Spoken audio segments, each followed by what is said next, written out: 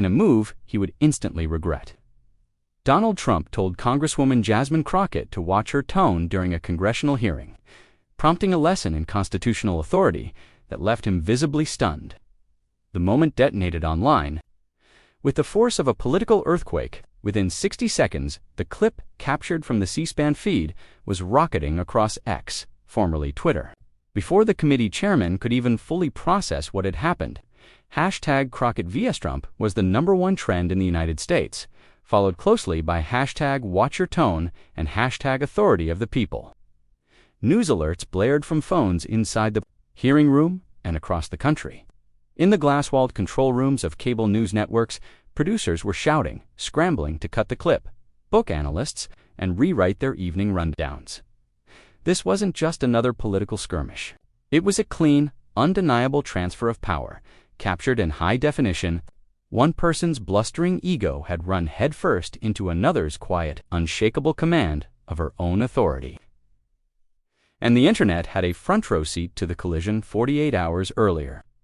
The atmosphere in Jasmine Crockett's temporary D.C. office was one of focused calm. The room, little more than a functional box with a view of another government building, was littered with binders, legal pads, and lukewarm cups of coffee. Jasmine sat at the small conference table, a pair of reading glasses perched on her nose, highlighting a passage in a dense financial disclosure report. Across from her, her aide, Shonda McKinley, a wiry woman with an unparalleled ability to anticipate political turbulence, was clicking through a series of video clips on her laptop. The volume was low, but the voice was unmistakable. Trump at a recent rally. He's going to do 3 things, Shonda said, not looking up from her screen. First, he'll deflect.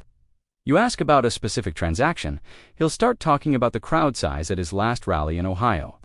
Jasmine nodded, her pen making a neat, precise note in the margin of the document. Second, she murmured, continuing the thought, he'll attack. It won't be about the facts. It will be personal. He'll call me a radical, a socialist, a name he'd just made up, something to get a rise out of me. Exactly, Shonda confirmed, finally looking up. Her eyes were serious. And third, and this is the most important one, he'll play the victim. He'll claim it's a witch hunt, that he's the most persecuted man in American history, that you, a congresswoman from Texas, are the real source of all his problems. He'll expect you to get angry, to shout. He wants the soundbite of the angry black woman to play on Fox News for a week. Jasmine took off her glasses and rubbed the bridge of her nose. She had barely slept, not from anxiety, but from the sheer volume of information she was determined to master. This wasn't just any hearing. For months, the House Oversight Committee had been fighting for documents related to Trump's international business dealings during his presidency, specifically those involving loans from foreign banks. After endless legal challenges and appeals, a court had finally compelled him to testify. Most of her colleagues, she knew, would use their 5 minutes of questioning to score political points, to deliver fiery monologues for their social media feeds. That wasn't her plan. I'm not going for a moment, Jasmine said, her voice quiet but firm, echoing the same resolve she'd shown before other confrontations. I'm not there to perform. I'm there to do the job. The law is the law. The facts are the facts. He's not a king. He's a citizen, and he's been subpoenaed to answer questions under oath. That's all that matters. Shonda leaned back, a small, knowing smile touching her lips. She had seen this look in Jasmine's eyes before in the Texas State House, when a male colleague made a dismissive comment about her hair, and she shut him down with cold. Legal precision during a town hall when a voter accused her of being a puppet, and she calmly listed every single vote she'd cast that went against her own party's leadership. Jasmine Crockett didn't get loud. She got clear. Her power wasn't in her volume. It was in her preparation and her refusal to be pulled off her center. Okay, Shonda said, turning her laptop around. So let's go over the sequence one more time.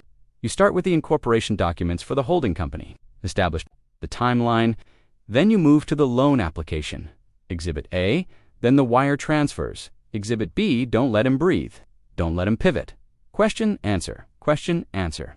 You're not having a conversation. You're building a case, brick by brick, on the public record. Jasmine nodded, her focus absolute. Brick by brick, she repeated. She wasn't starry-eyed about this. She knew the hearing would be a circus. But she also knew that circuses could be revealing. Sometimes, in the middle of all the noise, if you listened closely, the truth had a way of making itself heard. She wasn't preparing for a fight. She was preparing to ask questions, and she intended to get answers. Meanwhile, in a lavishly appointed office at his Mar-a-Lago resort in Florida, Donald Trump was waving off his lawyers with a dismissive flick of his wrist. The room, gilded and ostentatious, was a monument to his own self-monge. 3 high-priced attorneys sat across from him at a large, polished desk, their faces a mixture of anxiety and deference. "We really think you should review the briefing materials." "Mr. President," one of them, a man named Allen, ventured cautiously, "particularly the file on Congresswoman Crockett. She's a former public defender, a litigator. She's going to be methodical." Trump scoffed, leaning back in his oversized leather chair. "Crockett, who? Another one of these radical nobodies they send after me. They're all the same. They come in hot, they yell a little, and I swat them away. It's boring." He picked up a copy of a newspaper with his face on the cover and admired it. "The people don't care about documents. They care about strength. They want to see me fight. They don't want to see me reading some binder cooked up by a bunch of nerds in a basement." "But sir," another lawyer pressed, "the nature of this hearing is different. It's not a rally, it's a formal proceeding. The rules of evidence apply. Perjury is a real perjury." Trump interrupted, his voice rising with theatrical indignation. "They're the ones committing perjury. It's all a scam, eh? Witch hunt. This Crockett woman, what's her name? Jasmine, like the Disney princess? She'll come at me and I'll handle her. I'll give the people a good show. That's what they want, a good show." He tossed the newspaper onto the desk. "Don't worry about her. Worry about the lighting in the hearing room. Make sure they get my good side." The lawyers exchanged a look of quiet despair. They knew he was underestimating Crockett. They had watched the tapes. They had seen her systematically take apart witnesses in other hearings, never raising her voice, never showing emotion, just using facts like a surgeon uses a scalpel. They had tried to warn him that her calm was more dangerous than any screaming political opponent. But their warnings were just noise to him, grievances from men who didn't understand the art of the fight. He believed his persona was his shield, his bombast, his armor. He was confident he could dominate the room, just as he always had. He was walking onto a battlefield of his own choosing, entirely unaware that the woman he was about to face had spent the last 48 hours mapping every inch of the terrain, preparing not for a battle of personalities, but for a simple, quiet execution of the law. He was preparing for a TV show. She was preparing for a cross-examination. And in that fundamental miscalculation, the outcome was already decided before the first question was even asked. Jasmine Crockett knew her job was to speak truth to power. Donald Trump thought his job was to be the power. The hearing would reveal the difference. The morning of the hearing, Jasmine woke at 5 a.m. in her modest hotel room. She didn't feel anxious, but a current of focused energy ran through her. She thought about the people in her district in Dallas and Fort Worth, people standing in long lines to vote, people struggling with rising costs, people who felt unheard and unseen. They were the ones who had sent her here. Her duty was to them, not to the cable news cycle. She dressed in a simple slate gray suit, the kind that projected seriousness without calling attention to itself. No excessive glam, just a clear, sharp, deliberate presentation. This wasn't about her. It was about the oath she took. When she arrived at the Rayburn House office building, the energy was already chaotic. Reporters shouted questions from behind. Velvet ropes. Staffers rushed through the marble hallways, their faces tight with a mixture of excitement and dread. Jasmine walked through it all with an unhurried pace, her expression calm and unreadable. Shonda was by her side, whispering. "A final piece of advice. Remember who you are," Shonda said, her voice low and steady. "Speak slow, own your space, and don't take the bait." Not once. Jasmine just nodded. Her hands were steady, her jaw relaxed. She wasn't nervous. She was ready. She had come here in good faith to do a job. She was there for the truth. But she knew that sometimes, no matter your reason for showing up, someone else is already writing the scene they want you to play. Her job was to stick to her own script. As she entered the cavernous hearing room, she could feel the weight of the moment. the expectant hush that fell over the assembled crowd. She took her seat at the dais, arranged her notes, and looked toward the witness table. It was empty, but it wouldn't be for long. The stage was set. Donald Trump's entrance was, as expected, pure theater. He strode into the room flanked by his legal team, a defiant scowl etched on his face. He waved to the clapping supporters in the public gallery, pointedly ignoring the committee members seated before him.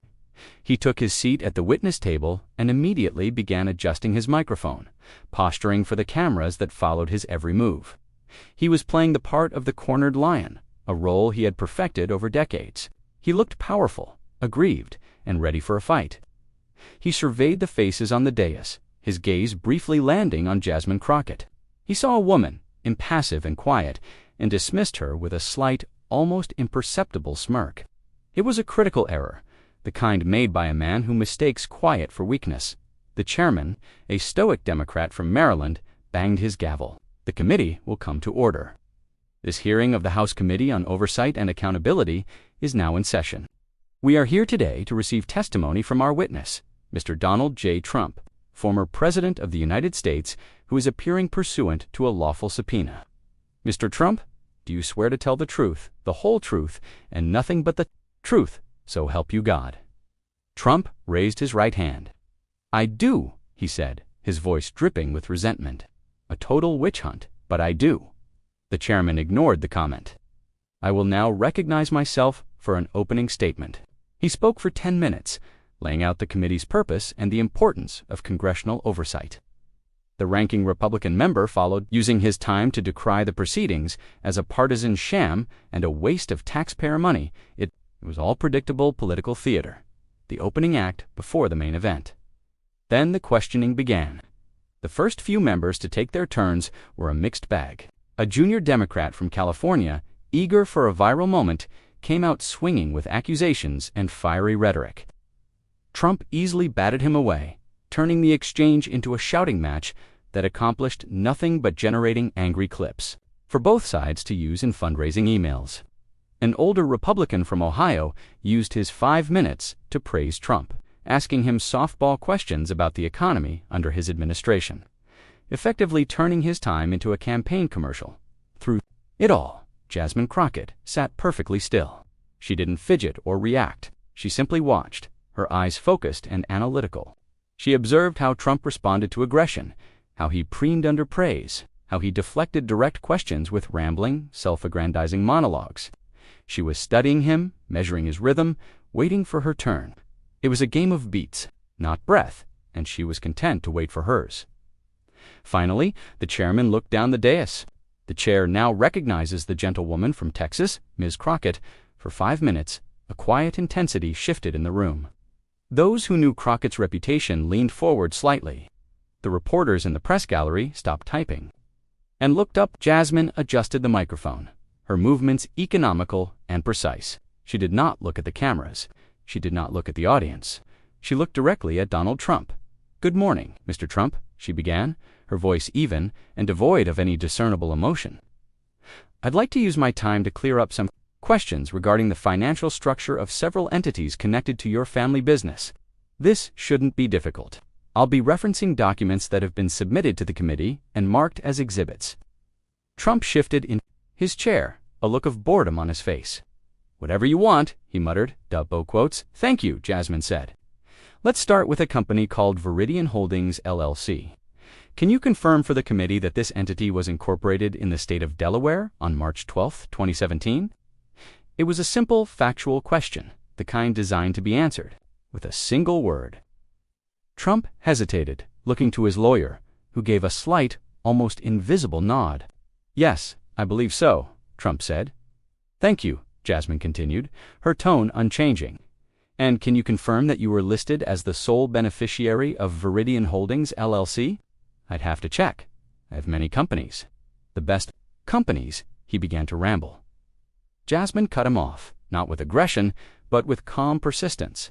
Mr. Trump, the incorporation document, marked as Exhibit A, is on the screen in front of you. It lists you as the sole beneficiary. Is this document accurate? A simple yes or no will suffice. Trump glanced at the screen, annoyed. He was being boxed in by facts, a place he was deeply uncomfortable. "Yes," he clipped out. "Thank you," she said again. The repetition was deliberate, a rhythmic tool to maintain control of the exchange. Now, on May 1st, 2017, Viridian Holdings LLC applied for a loan in the amount of $99 million from the Foreign Trade Bank of Zurich. Is that correct? Trump's eyes narrowed. "I don't recall the specifics of every single loan. We had many loans, all perfectly legal, all paid back." "I'm not asking about other loans, sir. I'm asking about this specific loan application, a copy of which is marked as Exhibit B and is now on the screen. Did Viridian Holdings, a company for which you were the sole beneficiary, apply for this $99 million loan? Again, a simple yes or no." He could feel the trap closing. She wasn't giving him any room to breathe, any space to launch into his usual attacks or deflections.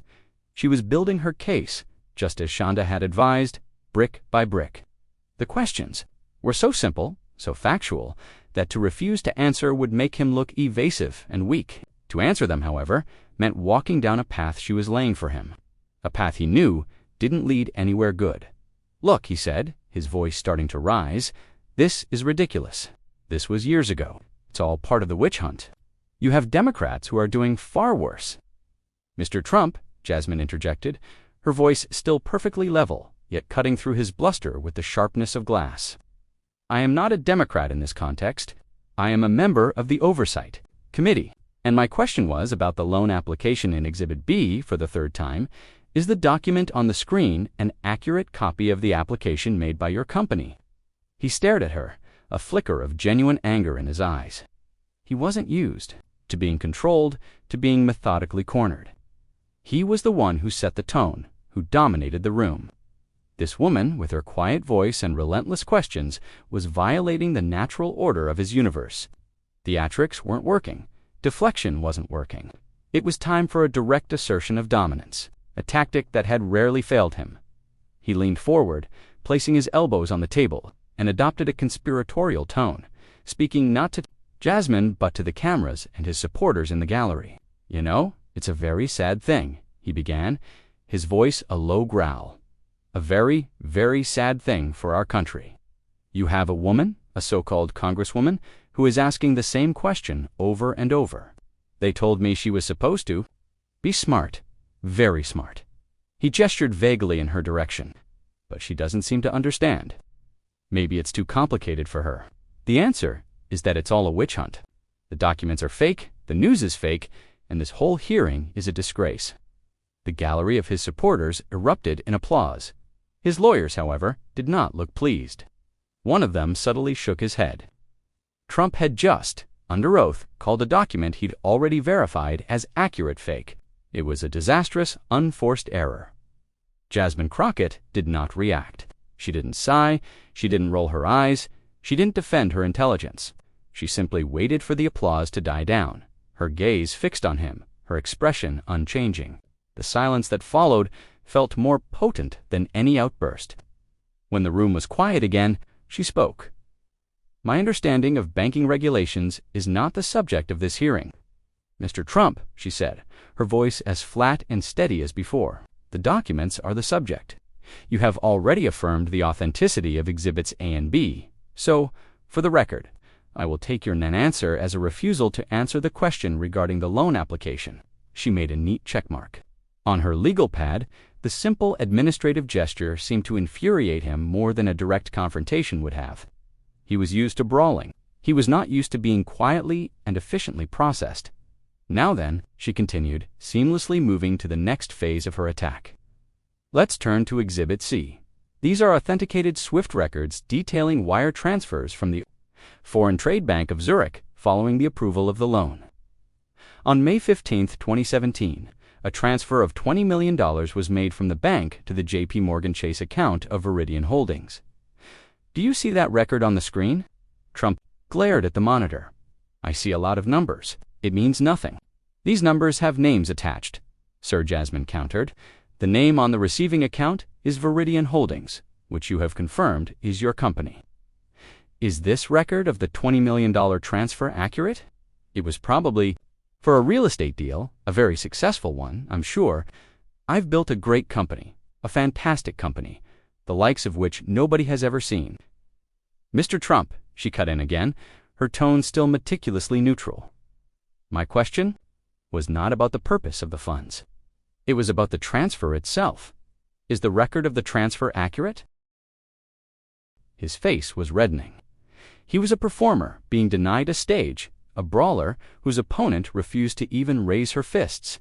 He was trapped in a procedural cage, and he was beginning to rattle the bars. Fine, yes, whatever, it's accurate. So what? So, Jasmine said, turning a page in her binder, the next transfer. On May 16, 2017, the day after the funds arrived in the Viridian account, a new transfer was made from Viridian Holdings to a personal checking account at Capital One. The name on that personal account was Donald J. Trump. The amount was $5 million. Is this record also from Exhibit C? Accurate? A murmur went through the room. This was the crux of it.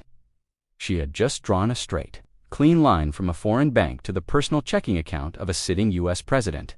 There was no ambiguity, no room for interpretation. It was a simple, damning fact laid bare for the entire world to see. Trump's lawyer, Allen, leaned in and whispered frantically in his ear. Trump shoved him away, his eyes blazing with fury. He was losing control, and he knew it. This is harassment, he boomed, pointing a finger at Jasmine. You're taking perfectly normal business transactions and twisting them. This is what they do. They twist things. Look at what they did with Russia. Russia. It was all a hoax. And this is a hoax too.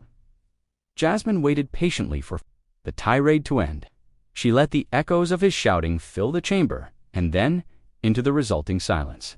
She spoke again, her voice a stark contrast to his. Mr. Trump, a moment ago you confirmed the accuracy of the records. Are you now suggesting, under oath, that these authenticated SWIFT records are a hoax? He was caught. He looked from her to his lawyers, to the Republican members on the dais, searching for a lifeline. The Republicans stared down at their notes, offering him nothing. They knew a losing battle when they saw one. They might defend him on the cable news shows later, but in this room, under these rules, they were powerless. Crockett's questioning was too precise, too legally airtight. They're not a hoax, he finally mumbled, his voice low and resentful. They're just misleading. Thank you for the clarification, Jasmine said, making another note. So, to be clear for the committee, you have now testified under oath that your company, Viridian Holdings, received $99 million from a foreign bank, and that $5 million of those dollars were then transferred directly into your personal bank account, all while you were the sitting president of the United States. She wasn't asking a question. She was summarizing his testimony. She was building the walls of the case around him with his own words. Each grudging confirmation was another brickdot. The chairman of the committee, who had been watching with rapt attention, subtly glanced at the clock. Crockett's 5 minutes were nearly up. He gave a small, almost imperceptible signal to the committee clerk. He was giving her more time. This was too important to be constrained by a clock. Jasmine knew she had him on the defensive. It was time to press the advantage. It was time to introduce the document that went beyond mere financial impropriety and into something far more sinister. Mr. Trump. Let's move to our final document for today. This is Exhibit D, she said, her voice dropping slightly, drawing the attention of everyone in the room. This is a fascinating document. It is an internal memorandum from the Risk Assessment Department at the Foreign Trade Bank of Zurich, dated April 30th, 2017, one day before your company's loan was formally submitted. I'd like to read a short passage from it into the record. She put on her reading glasses, her movements deliberate. The room was dead silent. Even Trump's supporters in the gallery were quiet, sensing a shift in the proceedings. The memorandum states, quote, "The loan application from Viridian Holdings LLC presents a significant number of financial red flags, including a lack of verifiable liquid assets and an opaque corporate structure. Standard underwriting protocol would dictate immediate rejection. However, we have received a direct instruction from the Office of the Deputy Minister of Finance to approve the loan without delay. The approval is to be considered a matter of state priority." End quote. She took off her glasses and placed them on the table. She looked at Trump, whose face had gone pale. The bravado, the anger, the bluster it all seemed to drain away, in that moment, replaced by a look of cold, stark panic. This was not about twisting business transactions. This was about a foreign government directly intervening to funnel nearly $100 million to the President of the United States. Jasmine let the weight of the words settle into the room. She had him. The facts were on the table. The evidence was on the screen. The testimony was on the record. Now, all that was left was the final, inescapable question. "Mr. Trump," she said, her voice still quiet, yet carrying the force of an indictment. "Were you, or was anyone on your staff, aware that a foreign government official had intervened on your behalf to secure this loan?" This was it. A yes would be an admission of a staggering quid pro quo, a betrayal of his office. A no would almost certainly be perjury, as the committee had other evidence they had not yet revealed. There was no safe answer. Trump stared at her, his mouth slightly agape. He opened it to speak, but nothing came out. He looked to his lawyers, who stared back at him, their faces grim. They had no advice to give. He was alone, exposed under the bright lights of the hearing room, cornered by a series of simple, relentless questions. I don't recall," he stammered, falling back on the last refuge of a cornered witness. Jasmine's expression did not change. She had expected this. "You don't recall if a foreign government helped you secure a $99 million loan while you were president?" she asked, a faint note of incredulity finally entering her voice. "It seems like a rather memorable event." "Had a lot going on," he shot back, his voice regaining some of its familiar bluster. "I was running the country, saving it from people like you. I wasn't focused on the paperwork for every single deal." "I understand," Jasmine said calmly. "So let me ask you again, to ensure the record is crystal clear. Were you aware of this intervention from a foreign government official?" This was the second time she had asked the kill-shot question. His lawyers were now frantically writing on a legal pad and trying to slide it in front of him, but he ignored them.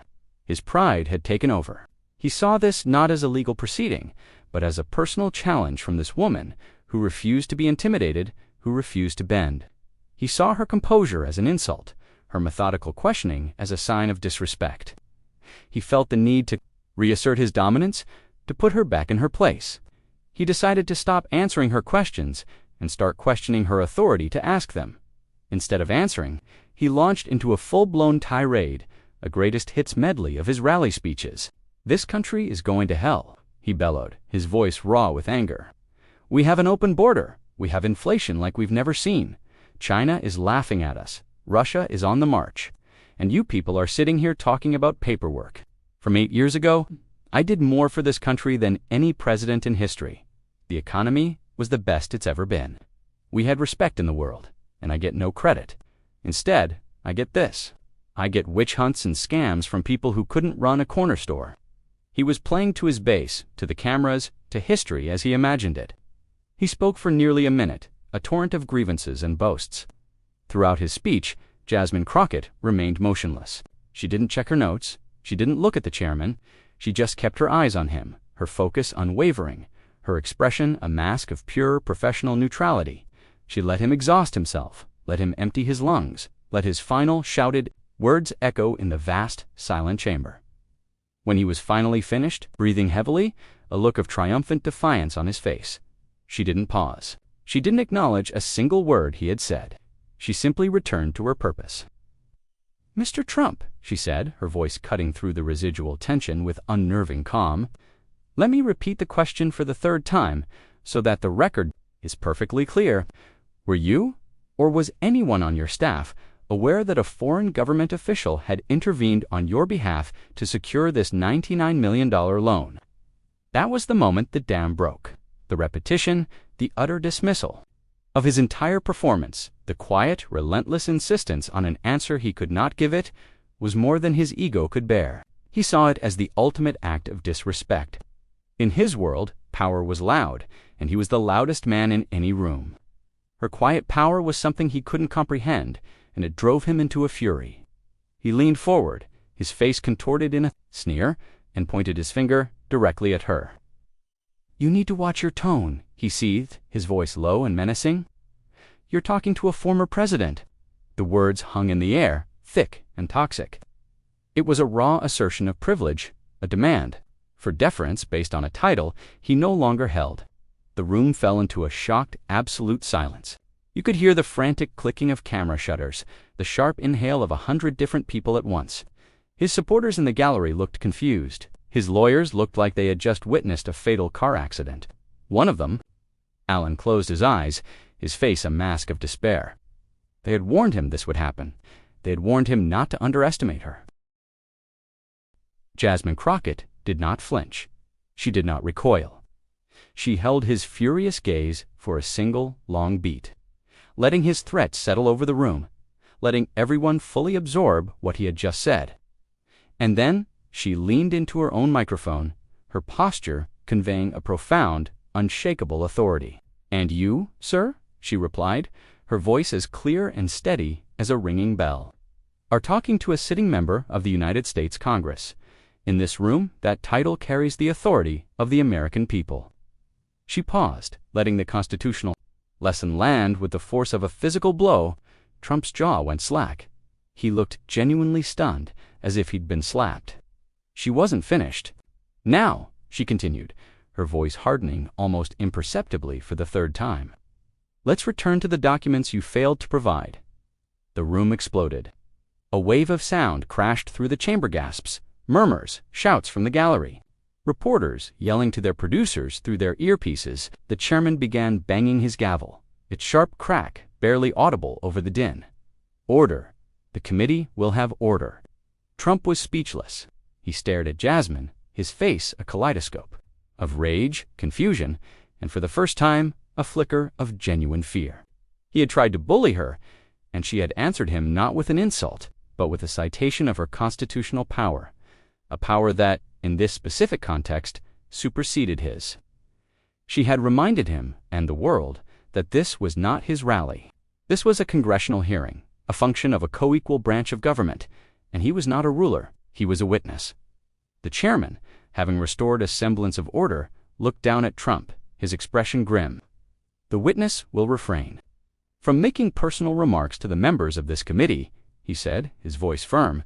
"The witness will treat every member with the respect their office commands. This is not a request." He then turned to Jasmine. "Congresswoman Crockett, your time has expired, but the chair grants you an additional 30 seconds to conclude your questioning." Jasmine gave a slight nod of acknowledgement to the chairman. She knew she wouldn't get an answer to her question now. Trump had shattered his own credibility beyond repair. Her goal was no longer to extract a confession, but to summarize the execution. She turned her attention back to the witness table, not looking at Trump, but speaking for the record. "Thank you, Mr. Chairman," she said. "I have no further questions. For the witness at this time, the evidence speaks for itself. The committee has received sworn testimony today, confirming that while he was President of the United States, the witness's company, for which he was the sole beneficiary, received a $99 million loan from a foreign bank. This loan was personally guaranteed by a foreign government. Millions of those dollars were then transferred directly into the witness's personal bank account. I will cede the remainder of my time." And with that, she leaned back in her chair, picked up her pen, and made a final note on her pad. It was over. She had not only built her case, brick by brick, but she had defended the very institution she served from a direct attack on its legitimacy. The rest of the hearing was a hollow, joyless affair. The energy had been completely drained from the room. The members who followed Crockett seemed to be going through the motions. A Democrat from New York tried to follow up on her line of questioning, but Trump was a broken witness. His answers were sullen, monosyllabic, and evasive. He stared blankly ahead, the fight completely gone from him. The Republicans on the committee, seeing his weakened state, didn't even bother with their usual full-throated defense. They asked a few perfunctory questions and quickly ceded their time, clearly wanting the proceedings to end as quickly as possible. The show was over, and their star had been humiliated. Trump's lawyers huddled around him, whispering and patting his shoulder, but he seemed not to notice. He had been so confident in his ability to dominate, so certain of his power to control any narrative. But he had run into something for which he had no defense: quiet competence, unshakable preparation, and a deep, abiding respect for the rule of law. He had expected a street fight and found himself in a courtroom where his usual weapons were useless. An hour later, the chairman finally put the hearing out of its misery, there being no further questions for the witness. This hearing of the House Committee on Oversight and Accountability is now adjourned, he announced. Banging the gavel one last time, instantly the room descended into a fresh wave of chaos. Reporters surged forward, a frantic mob shouting questions. Congresswoman Crockett, Congresswoman, what was going through your mind, Mr. Trump? Do you have a response to her statement? Donald Trump was quickly hustled out of a side door by his security and legal team, his face a thunderous mask of fury and shame. He ignored the shouted questions, his theatrical exit a stark contrast to his triumphant entrance just a few hours earlier. Jasmine Crockett, however, did not rush. She calmly gathered her binders and papers, stacking them into a neat pile. She spoke quietly with Shonda, who had materialized at her side, a look of fierce pride in her eyes. As the scrum of reporters grew more intense, Jasmine simply picked up her files, stood, and began to walk toward the exit, her expression as calm and composed as it had been when she first sat down. She hadn't come for a moment, but a moment had found her, and now the world was waiting to hear what she would do with it. She walked through the parted sea of reporters without breaking her stride. The flashes of cameras strobed against her face, but her expression remained a study in composure. Microphones and cell phones were thrust towards her, a thicket of desperate technology. Congresswoman, just one question. How does it feel to dismantle a former president? Are you the new face of the Democratic Party? Jasmine ignored them all. Her silence was a statement more powerful than any soundbite she could have offered. It communicated that the work was done, the record spoke for itself, and she had no need to embellish it with commentary. Shonda walked beside her, acting as a gentle buffer, murmuring no comment at this time, thank you, as she cleared a path. They disappeared into a secure elevator, and the heavy doors slid shut, leaving the frenzy of the media behind. The moment the doors closed, the clip was already muting, evolving from a simple news item into a full-blown cultural phenomenon. On TikTok, young creators were stitching the video, adding captions like, "This is what unbothered power looks like," and she didn't raise her voice, she raised the standard. A split-screen video showing Crockett's calm face next to Trump's enraged one garnered millions of views in the first hour. On Instagram, graphic designers overlaid her quote, "In this room." That title carries the authority of the American people onto stark, powerful images of the Capitol dome. By evening, you could buy bootleg t-shirts with the phrase printed on them from a dozen online vendors. Legal analysts and former prosecutors flooded YouTube with breakdown videos, dissecting her questioning technique with an almost reverential, "Notice how she never asks a question she doesn't already know the answer to." One former U.S. attorney explained, diagramming her questions on a whiteboard. She's not exploring, she's demonstrating. It's a masterclass in building an inescapable public record. Media critics posted charts showing that in her allotted time, Crockett had spoken for less than 2 minutes, while Trump had spoken for more than 7. The data was stark and undeniable. She had used her time with surgical precision. He had used his to self-destruct. The fallout was immediate and overwhelming. In a quiet, pre-secured suite at a hotel several blocks from the Capitol, the silence was a stark contrast to the noise erupting online. Jasmine sat in an armchair by the window, her blazer draped over the back, her shoes kicked off. She stared out at the city below, but her focus was internal. The adrenaline from the hearing had evaporated, leaving a profound, bone-deep exhaustion in its wake. She felt the immense weight of the day settle upon her, a physical pressure on her chest and shoulders. She had one, if that's what you wanted to call it, but victory felt less like euphoria and more like a heavy burden. Shonda moved about the room, her energy a counterpoint to Jasmine's stillness. Her 2 phones were buzzing and lighting up nonstop on the coffee table. She was triaging the incoming flood. One phone was for media requests, the other for her network of contacts in the party and Capitol security. "Every network wants you," Shonda said, glancing at a text message. "Primetime specials, joint interviews. The Sunday shows are already fighting over you. Rachel Maddow's producer has called 4 times. Jasmine didn't answer. She continued to stare out the window. Shonda's expression tightened as she looked at her other phone. "And the crazies are out," she said, her voice grim. "Capitol Police have already flagged over 200 credible threats on the usual Forums, they're recommending a full security detail for the foreseeable future. A lot of racist stuff, a lot of violent stuff. This was the grim, predictable cost. For a black woman to publicly humiliate a man like Donald Trump was not just a political act, it was a violation of a deeply ingrained social hierarchy, and the backlash was always swift, ugly, and dangerous. Jasmine finally turned from the window. The exhaustion in her eyes was palpable. "Let them talk," she said, her voice barely a whisper. "It's just noise." "It's not just noise," Jasmine Shonda countered, her concern overriding her usual professional deference. "It's dangerous." "I know," Jasmine conceded, "but fear is what they want. It's the tool they use to keep people like me quiet. I won't give them that." Her phone, her personal one, rang. The screen showed a picture of her mother. Jasmine took a deep breath, composing herself before answering. "Hi, Mama," she said, trying to inject a warmth into her voice that she didn't feel. "Jasmine, baby," her mother's voice came through, thick with emotion. "I saw it. I saw the whole thing. Lord Child, you made me so proud. You stood there and you didn't let that man run over you. You spoke the truth with such dignity." Tears welled in Jasmine's eyes, the first crack in her armor of composure all day. "Thanks, Mama. I'm glad you saw it." "But baby," her mother's tone shifted, the pride now laced with a deep maternal fear. "You be careful now. You hear me? The world is an ugly place. There are people out there who hate to see a woman like you standing so tall. You watch your back, promise me." "I promise, Mama," Jasmine said, her voice catching. "I'll be careful.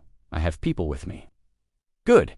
You just remember who you are and who you belong to, and say your prayers." They talked for a few more minutes about family news, a deliberate retreat into the mundane, a way of grounding themselves after the tectonic shift of the day.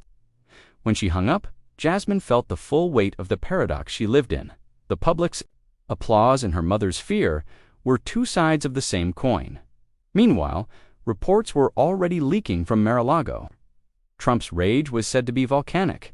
He had reportedly thrown a binder against the wall and screamed at his legal team for hours, accusing them of being weak and incompetent for letting him walk into the trap. Before his plane had even touched down in Florida, he had already fired Allen, the lawyer who had tried the hardest to warn him. On his social media platform, he posted a series of frantic all-caps messages, calling Crockett a disgrace, a lie-Q radical, and demanding the hearing be from the record. The posts were so unhinged they only served to amplify her composure, his chaotic fury a perfect foil to her quiet strength. A week passed. The story did not die down. It grew. Jasmine Crockett's name became a shorthand for grace under pressure. She had remained completely silent, issuing no statements, giving no interviews. Her silence created a vacuum that was filled by everyone else's analysis, praise, and speculation. The mystique around her grew with each passing day. The pressure to speak was immense. Shonda walked into the hotel suite, which had become their de facto command center, and laid a folder on the table in front of Jasmine. "This is the latest," Shonda said. "A Time magazine cover offer, a joint interview with Oprah, the keynote speech at the DNC's summer conference, and a book deal from a publisher who says you can name your price. Everyone wants to hear your side of the story." Jasmine looked at the folder but didn't open it. She had spent the week not reveling in the victory, but thinking about its meaning. She had read the emails pouring in from people all over the country, especially women of color, who saw their own experiences reflected in her moment. They wrote about being interrupted in meetings, being told they were too aggressive when they were just being clear, having their expertise questioned in favor of a loud man's opinion. "I don't want to do any of it," Jasmine said. Finally, Shonda looked surprised. "Any of it." "Jasmine, this is a career-making moment. You have the entire country's attention. You can shape the narrative." "The narrative is fine," Jasmine replied, standing up and walking back to the window. "What happened in that room was important, but not because of me or because of him. It was about the principle. I don't want to make this a spectacle. It's not about winning a viral moment. It's about how often this happens when the cameras aren't rolling." She turned back to face Shonda, her eyes clear and resolved. Doing a victory lap on cable news would just turn it into another episode of the same political drama. It makes it about celebrity, It's not about celebrity. It's about the authority of the office. It's about the Constitution. Shonda studied her for a long moment, then nodded slowly, a look of understanding dawning on her face. "So what do you want to do?" "I'm going to make one statement," Jasmine said. "On my own terms, not in a TV studio or a magazine. I'm going to go somewhere the truth is welcome. Where the conversation isn't about ratings, but about the rule of law." She already had a place in mind. It wasn't a place that would get her the most viewers, but it was a place that would honor the principle she had fought to defend. The first sign that the narrative was shifting in an unexpected direction came, not from a liberal stronghold, but from a wood-paneled studio in Nashville, Tennessee. Charles Vance was a conservative commentator of the old school, a constitutional originalist with a deep, gravelly voice and a deeper skepticism of government. Overreach from any party, he had spent decades on the radio building a fiercely loyal audience.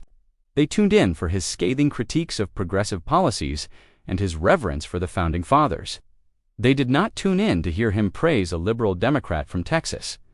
3 weeks after the hearing, Vance opened his highly rated podcast, The Vance Doctrine, not with his usual monologue about the national debt or cultural decay, but with a long, thoughtful silence. "I've spent the past few weeks thinking about what we saw in that House oversight hearing," he began, his voice measured. "I have read the transcripts, I have watched the clip a dozen times, and I have done my best to set aside my own political priors, and I have come to a conclusion that may surprise some of you." He paused again. "Politically, Congresswoman Jasmine Crockett and I are on different planets. I disagree with her on taxes, on health care, on nearly every major issue of the day. But what happened in that room was not about policy. It was about principle. The legislative branch has, for 50 years, been ceding its authority to an ever more powerful executive. It has become weak, deferential, and more interested in cable news hits than in its constitutional duty of oversight."